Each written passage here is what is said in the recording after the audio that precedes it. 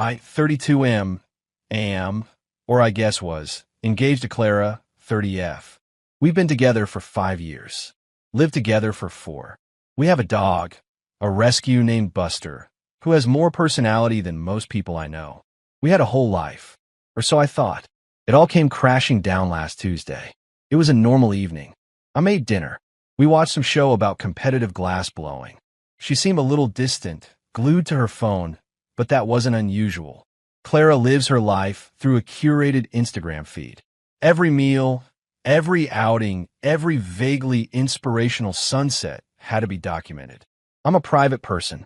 It was a point of contention, but you compromise, right? Around 11 p.m., I was getting ready for bed. She was still on the couch, thumb typing furiously.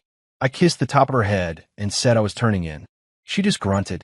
I fell asleep to the sound of her faint, rhythmic tapping. I woke up around 2 a.m. to get some water. The living room light was still on.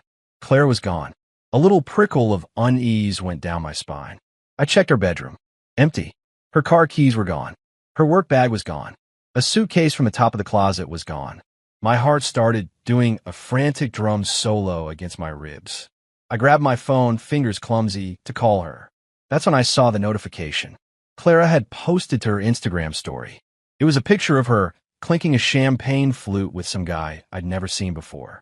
He had his arm slung around her shoulder, a smug grin plastered on his face. They were in a fancy, dimly lit bar. The caption was what really twisted the knife. Some boys never become men. Trading up, and then, just to make sure the knife was firmly embedded, she tagged him. Let's call him Liam. I felt the air leave my lungs. It was that specific, gut-wrenching shock where your vision tunnels and you can hear your own blood roaring in your ears. 5 years, a whole life, ended via an Instagram story. The sheer, breathtaking disrespect of it. The cowardice. I clicked on Liam's profile. It was public. Of course it was. He looked like the kind of guy who thought owning a boat was a personality trait. Lots of pictures of him in branded polo shirts, holding fish he'd caught, smiling with a blindingly white set of veneers. And then I saw it. The third picture on his feed. A professional maternity shoot. A beautiful, beaming woman with her hands cradling a very pregnant belly. Liam was kissing her forehead. The caption read, "Can't wait to meet our little princess. My amazing wife, Sarah, is a champion. Hashtag family, hashtag blessed, hashtag girl dad." The photo was 3 weeks old. My first thought wasn't rage. It wasn't even sadness. It was a cold, quiet, surgical clarity. A thought so precise it felt like it had been handed to me from on high. This is a problem with a solution. I didn't call Clara. I didn't text her. I didn't smash a single thing. I went to our shared laptop and opened up our engagement photo gallery. The pictures were professionally done. We looked happy, blissful even. It was a lie, but it was a well-photographed one. I selected my favorite. It was a close-up of us, her showing off the ring, me kissing her temple. Her smile looked genuine. It was the one her mother had framed on her mantelpiece. I went back to Instagram. I found my own, rarely used, account. I posted the photo. The caption was simple. Congratulations. Then I tagged Clara, and I tagged Liam, and then, with a steady hand, I searched for his wife. Sarah. Her profile was public too. Lots of baby prep photos. A virtual nursery tour. A countdown to her due date. I tagged Sarah. I put my phone down on the kitchen counter, face up. I poured myself a large glass of water and sat down on the floor, my back against the cabinets. Buster patted over and rested his head on my knee, whining softly. It took less than a minute. First, my phone lit up. A notification from Clara. Then another. And another. A flurry of them. Then Liam's name popped up. Then it started buzzing with a call. Clara. I ignored it. Then Liam called. Ignored. Then across the silent apartment, I heard it. A faint buzzing. Clara's iPad, which she'd left on the coffee table. The screen lit up. A cascade of notifications. Instagram. Facebook. WhatsApp. Text messages. Her friends. My friends. Her family. My family. Everyone we knew. Seeing the post, seeing the tags, connecting the dots in real time. It was 2:30 a.m. on a Tuesday, and I had just calmly and very deliberately detonated 2 lives with a single, well-placed photo. I took a sip of water. It was just the beginning.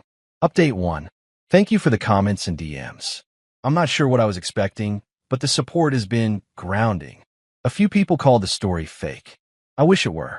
I wouldn't wish this particular brand of 2 a.m. clarity on anyone. The 24 hours after my post were a blur of digital noise. My phone went into airplane mode. Clara's iPad, however, I left on. It was a symphony of chaos. Group chats exploding. Friends demanding answers. Her mother calling repeatedly. Her name flashing on the screen with an increasingly frantic energy. The first real-world consequence happened at 7 a.m. A frantic banging on our apartment door. I looked through the peephole. It was Clara. She looked like she'd been dragged backward through a hedge. Mascara running, hair a mess. The chic, smug woman from the Instagram story was gone. In her place was a cornered animal. I didn't open the door. I know you're in there. Open the door, you psycho, she screamed. Her voice was shrill. I just stood there, watching her through the peephole. It was a strange, out-of-body experience. I wasn't angry. I felt detached, like a scientist observing a reaction. Her phone started ringing in her hand. She answered it, her back to my door. I couldn't hear the other side, but I could hear her. No, Mom, it's not what it looks like. I don't know why he would do that. He's being insane. No, Liam is just a friend. Yes, he's married, but it's complicated. Gaslighting. Deflection. The classic playbook. She eventually gave up and left. An hour later, the email started. The first was from Clara. A long, rambling tirade. I was a monster. A sociopath. How could I do this to her? I had ruined her life over a misunderstanding. The second email was from a lawyer. This I had not expected so quickly. It was a cease and desist. It was aggressive. It accused me of harassment, defamation, and intentional infliction of emotional distress. It demanded I take down the malicious post immediately. It was signed by a lawyer from a very expensive, very powerful firm. Liam's family, it turned out, had money. The kind of money that keeps lawyers on retainer for little problems like this. This is where things didn't go perfectly to plan. I had anticipated social fallout, not a legal broadside within 12 hours. My quiet, methodical revenge suddenly had the potential to get very loud and very expensive. The letter was a scare tactic. A good one. For a moment, I felt a flicker of fear. They were trying to bully me into silence, to frame me as the aggressor. But then I reread the letter. I'm not a lawyer, but I'm a careful reader. The letter was full of bluster, but it was predicated on the idea that I had posted something untrue. But I hadn't. I posted a photo of my fiancée. I wrote congratulations, and I tagged relevant parties. Nothing I did was illegal. It was just devastatingly effective. The letter did, however, achieve one thing. It showed me their strategy. They were going to paint me as the crazy, vindictive ex, and Clara was going to play the victim. So I adjusted my own strategy. This was no longer just about social revenge. It was about protecting myself. First, I documented everything. Screenshots of her story, his profile, the tags, the timestamps. I saved the threatening emails. I started a folder. Second, I called my own lawyer, a guy I'd used for my freelance contracts. He's sharp, and more importantly, he's not afraid of a fight. I explained the situation calmly, factually. He told me the letter was 90% bullshit, but that we needed to be careful. He advised me to take the post down. You've already won that battle, he said. The damage is done. The screenshot is out there. Now you pivot to defense and look like the reasonable one. So I did. I deleted the post. It felt like a concession, and it stung. But my lawyer was right. The internet is forever. The screenshot was already circulating among our friends and family like samizdat. The real problem was the apartment. We were both on the lease. Her name was on the utilities. Our finances were tangled together in a dozen small, annoying ways. Untangling them would be messy, and I knew she would use that to her advantage. That evening, I got a text from her. Clara, I'm coming to get my things tomorrow, with a police escort, so you don't try anything. The sheer audacity. The implication that I was the threat. That's when the detachment cracked, just for a second, and a wave of pure, cold anger washed over me. Not the hot, screaming kind. The quiet, patient kind. I texted back a single word. Me? Okay. She wanted to play hardball. Fine. Let's play. I spent the rest of the night on the phone with my lawyer and combing through our lease agreement. And I found it. A beautiful, overlooked little clause. And I knew exactly how I was going to use it. The police escort was a nice touch, but she was about to find out that a uniform doesn't supersede a legally binding contract. Update 2. The support is unreal. For those asking about Buster, he's my boy. He's not going anywhere. He's currently asleep on my feet. He's the only sane one in this whole mess. So the police escort, Clara's masterstroke of performative victimhood. She texted me that she and her escort would be arriving at noon on Saturday. I spent Friday preparing. My lawyer had confirmed my reading of the lease was correct. It was a standard co-tenancy agreement. We were jointly and severally liable, but it also had a specific clause about property abandonment. If a tenant removes their personal effects and shows intent to no longer reside in the property, the remaining tenant can assume full control, pending a formal notice to the landlord. Clara's dramatic exit, her suitcase, her Instagram story declaring she was trading up, that was a pretty clear declaration of intent.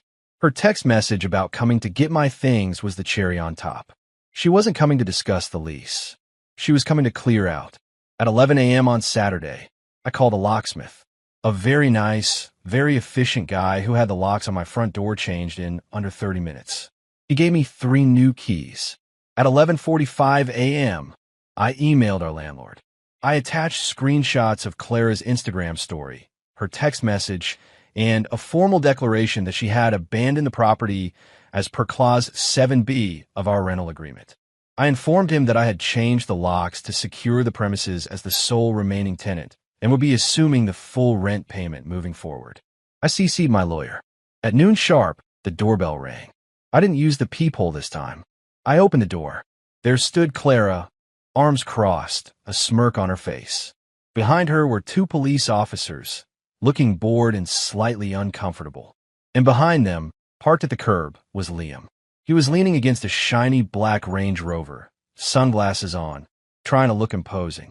It was the first time I'd seen him in person. He was shorter than he looked in his photos. "I'm here for my things," Clara announced, her voice loud enough for the officers to hear clearly. "I have an escort to ensure my safety." I gave her a calm, polite smile. "I'm afraid you can't come in, Clara." Her smirk vanished. "What are you talking about? My name is on the lease." "It is," I agreed. "But you abandoned the property. As per our lease agreement, and as per the notification I've already sent to our landlord, I've secured the premises. You forfeited your right to access when you vacated without notice." The color drained from her face. She turned to one of the officers. "Officer, he's locked me out of my own apartment." The officer, a world-weary guy in his 50s, sighed. "Sir, is her name on the lease?" "It was," I said, holding up a copy of my email to the landlord. "But this is a civil matter, officer, not a criminal one. She has abandoned the property. I have legally secured it. You can see my correspondence with the landlord right here. If she believes she has a right to enter, she needs to take it up with the landlord or get a court order." The officer read the email. He looked from me to Clara. He understood immediately. This was a domestic dispute that had been kicked into the civil realm. His job was to keep the peace, not to interpret lease agreements. "Ma'am," the officer said, turning to Clara, "he's right. We can't force him to let you in. This is a landlord-tenant issue. You need to go to court." Clara's face was a mask of incandescent rage. "This is insane. All my things are in there. My clothes. My laptop. You should have thought of that before you publicly announced you were leaving me for a married man," I said, my voice still quiet, still calm. Liam finally decided to saunter over from his chariot. "Hey man, just let her get her stuff. Don't be a dick." I looked at him, really looked at him. The expensive watch, the perfect teeth, the casual arrogance. "You must be Liam. Congratulations, by the way. On the baby." He froze. The officers exchanged a glance. Clara looked like she was about to spontaneously combust. "I've packed some of your essentials for you," I said, turning back to Clara. I reached inside the door and pulled out 2 cardboard boxes. Inside, I had packed her toothbrush, some toiletries, a few changes of clothes I knew she didn't care about, and her favorite framed photo of her and her mother. A little touch of psychological warfare. I placed the boxes on the ground outside the door. The rest of your belongings will be held in storage. My lawyer will be in touch with yours to arrange a time for a professional moving company to retrieve them at your expense. You are not to come back to this property. She just stared at me, speechless. All her bluster, all her power plays had evaporated. The police officers were now just awkward bystanders at a very public, very brutal breakup. "Let's go, Clara," Liam muttered, grabbing her arm. He looked small, defeated. He shot me a hateful glare and steered her back towards the Range Rover. "You will regret this," she shrieked over her shoulder. I just closed the door. I leaned against it, the new key cool in my hand. I could hear them arguing as they drove away. The police officers got in their car and left. Silence. It wasn't a perfect victory. The apartment felt huge and empty. Every room held a memory, and I knew the legal fight was just beginning. This wasn't the end, but in that moment, standing in the quiet of my reclaimed home, I felt a flicker of something I hadn't felt in a long time. Peace. And then I started packing the rest of her things. Every last sequin top, every live, laugh, love sign, every bit of her life that had infested mine. It was time to clean house. Final update: the dog, the debt, and the deposition. It's in 6 months. Life doesn't have neat endings, and this story is no exception. There's no ticker tape parade. There's just the aftermath. Thank you again to everyone who followed along. Writing this out has been more therapeutic than I could have imagined. The legal battle was as ugly as I expected. Liam's family money meant they came at me hard. They tried to sue me for the value of Clara's belongings, claiming I had stolen them. They tried to get me evicted. They sent threatening letter after threatening letter. My lawyer, bless his cynical heart, handled it all. The turning point was the deposition. It's a legal meeting where lawyers from both sides get to question you under oath. It was held in a sterile conference room in a downtown high-rise. Me, my lawyer, Clara, and her slick, expensive lawyer. Liam was not there. His own legal troubles, it seemed, were keeping him busy. Clara's lawyer tried to paint me as a monster. He brought up the Instagram post. "So, Mr. my last name, you admit you posted this photo with the express intent to cause my client and her associate public humiliation?" "No," I said calmly. "I posted a picture of my fiancée. I congratulated her on her new relationship, which she had just announced, and I tagged the people involved. I believe in transparency." He then moved on to her belongings. He produced an itemized list of things she claimed I was holding hostage. It was absurd. Designer handbags, expensive jewelry, even a Peloton bike. She was claiming I owed her tens of thousands of dollars. My lawyer leaned forward. "We have a U-Haul receipt, a storage unit contract, and a full video inventory of the items removed from the apartment, all dated the day after Ms. Clara's last name attempted to forcibly enter the premises. The items are available for her retrieval at any time, once she pays the outstanding balance for the moving and storage, as is her responsibility." Clara's lawyer's face tightened. He clearly hadn't been informed of this. But the real bomb dropped when my lawyer started his questioning of Clara. He was methodical. He was quiet. He walked her through the timeline of her affair. "My lawyer, Ms. Clara's last name. When did your relationship with Mr. Liam's last name begin?" "Clara, we were just friends." "My lawyer, is it your testimony that you took a friend on a weekend trip to Napa, paid for with a credit card you shared with my client, 2 months before you left him?" He produced a credit card statement. Clara's face went pale.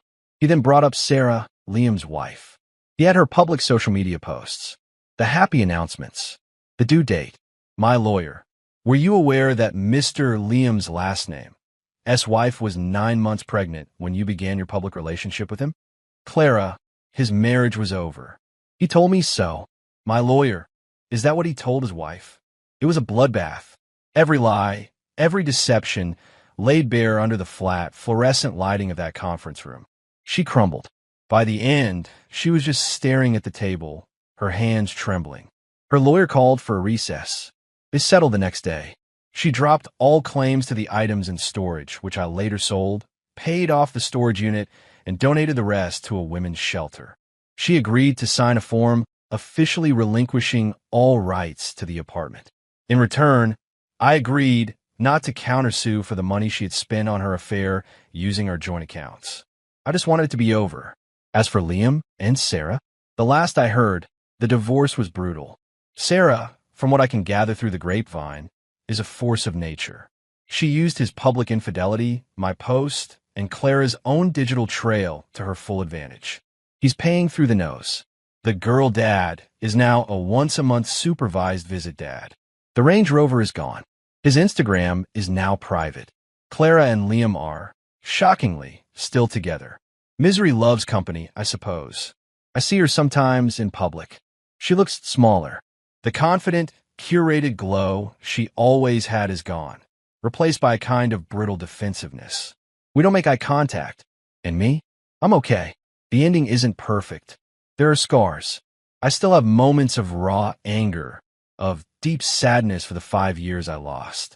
I have to consciously fight off a cynical voice in my head when I meet new people. Trust doesn't come easy anymore. The apartment is mine now. It's redecorated. Less gray and beige, more color. More of me. Buster is happy. He has the whole bed to himself most nights. A few weeks ago, I was at a dog park. Buster was chasing a ball, and a woman next to me on the bench laughed. He got a lot of energy, she said. We started talking. About dogs, about the neighborhood, about nothing. Her name is Anne. She has a goofy golden retriever and a warm, genuine smile. We're getting coffee next week. I'm not expecting anything. I'm not looking for a grand romance or a Hollywood ending. But for the first time in a long time, I feel a flicker of something I thought was gone for good. Hope. It's a quiet, logical kind of hope. The kind that comes after the storm has passed, and you're left standing in the wreckage, but you realize you're still standing. And you can start to rebuild.